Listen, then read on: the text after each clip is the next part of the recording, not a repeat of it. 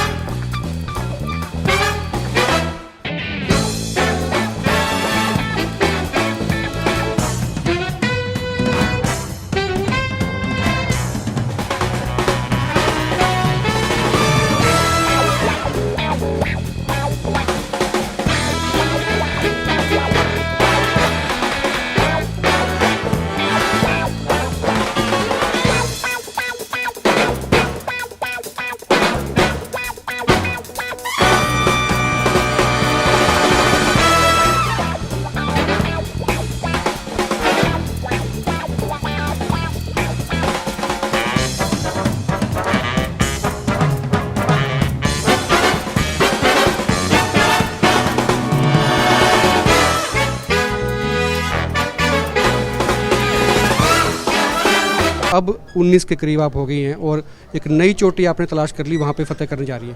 क्या है, कौन सी चोटी है, कब करेंगी, कैसे कैसे सफ़र रहेगा? चोटी का नाम माउंट लाहौद से है, जिसकी हाइट है 8,516 मीटर की। और इस पर फतेह करने के बाद मैं भारत की विश्व की सबसे यंगेस्ट क्लाइंबर बन जाऊंगी एक बार फिर से। जैसे मतलब रिकॉर्ड तोड़ने की आदत पड़ गई है। पहले एवरेस्ट में रिकॉर्ड तोड़ा यंगेस्ट का, वो भी मैंने एक इंटरव्यू इनका किया था, आप देख सकते हैं मेरे चैनल पे। और अब जो है फिर एक नई चोटी तलाश कर ली है। जी, तो अभी रिकॉर्ड तोड़ने की आदत नहीं, लेकिन ये है कि एक चुनौती से भरा हुआ पहाड़ है ये। और एक माउंटेनियर होने के नाते हमेशा से मेरा सपना था कि मैं माउंट लाहौद से माउंट कंचनजंगा और ऐसे बड़े बड़े पहाड़ों को ज़रूर सबमिट करूं और आगे बढ़ पाऊं। तो फिर से मुझे हौसला बढ़ाने के लिए मुझे स्पॉन्सरशिप दी है जिंदल परिवार ने। और साथ ही में फिल्म आई थी खतरों के खिलाड़ी, उसमें फिल्म में दिखाते हैं भी ये खिलाड़ी जो है खतरों से खेलता है, वो फिल्म थी, लेकिन ये असलियत है। पहाड़ से गिरने का डर कितना रहता है? पहाड़ से गिरने का डर काफ़ी होता है, लेकिन अभी थोड़ी बहुत, क्योंकि मुझे सीख आ गई है कि कैसे माउंटेनिंग करनी है, पर्वतारोही क्या होता है, पर्वतारोहण। तो मैं अपने आप को बचाना मुझे आता है, साथ में रेस्क्यू कैसे करना है खुद को ही, और कैसे खुद को एंकर करके रस्सियों से कैसे खेलना है पहाड़ों के ऊपर। तो ये सब चीज़ें, टेक्निक्स जो होती हैं, वो काफ़ी हद तक सीख चुकी हूँ मैं। तो अभी मुझे ज़्यादा दिक्कत नहीं आती, गिरने पर मैं खुद को बचा भी सकती हूँ। पहाड़ पे जब चढ़ते हैं तो कभी मन में आता है थक गए, अब तो फिर कभी आएंगे, चलते हैं वापस?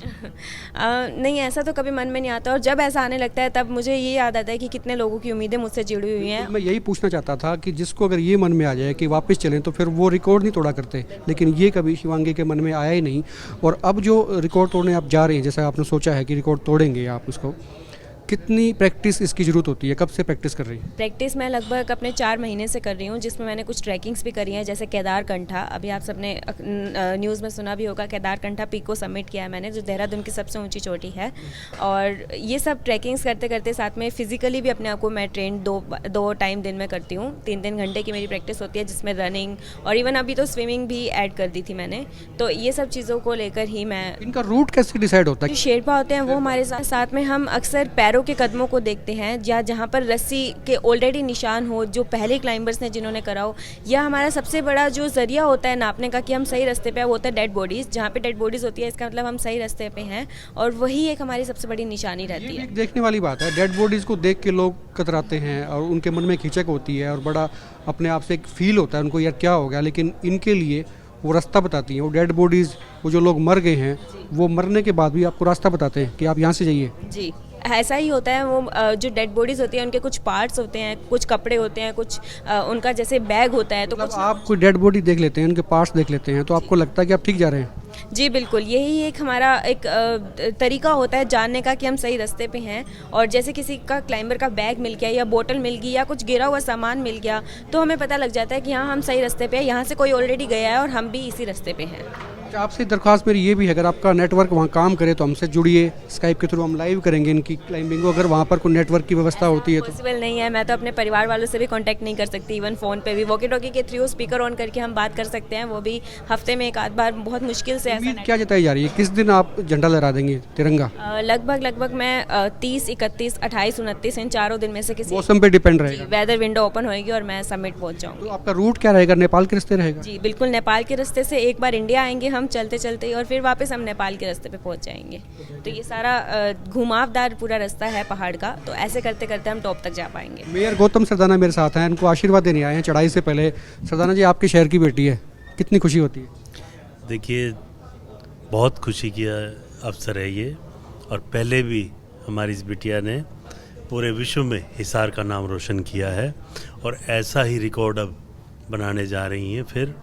तो मैं सबसे पहले तो इनके उज्जवल भविष्य की कामना करता हूं, और मिशन से स्वस्थ लौटने की कामना करता हूं, और जो ये मिशन फतेह करके अवश्य आएंगी, और उससे हिसार का तो नाम रोशन होगा ही होगा, पूरे हरियाणा प्रदेश का नाम विश्व में रोशन होगा, और नाम सभी का रोशन होगा और पूरे देश का नाम रोशन होगा। और आप अपने कमेंट नीचे जरूर लिखिए, और खास करके इनको दुआएं दें कि स्वस्थ और जैसे जा रही है सकुशल वापस लौटें और फिर किसी चढ़ाई की तैयारी करें। आपके कमेंट इनके काम आएंगे, इनकी आपकी दुआएं जो हैं इनके काम आएंगी। आप देखते रहिए एकमत पोस्ट। नमस्कार।